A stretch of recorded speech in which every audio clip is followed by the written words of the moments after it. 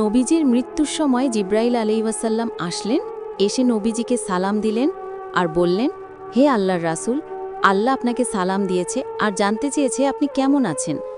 আল্লাহ সব জানেন, তারপরও আপনি কেমন আছেন সেটা আপনার মুখ থেকে জানতে চেয়েছেন। নবীজি বললেন, আমি বড়ই কষ্টের ভেতর আছি, অসুস্থ অবস্থায় আছি।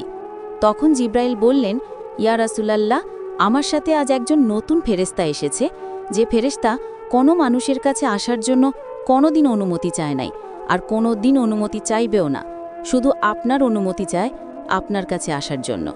আর সে ফেরেশতার নাম মালাকুল মউত।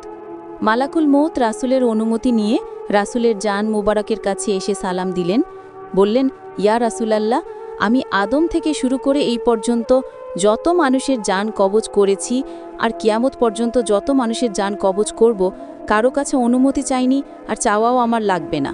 কিন্তু আজকে আসার সময় আল্লাহ বলেছেন আমি যেন আপনার অনুমতি চাই।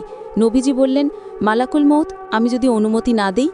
মালাকুল মউত বললেন, ইয়া রাসূলাল্লাহ, আল্লাহ বলেছেন যদি অনুমতি না পাও ফিরে এসো।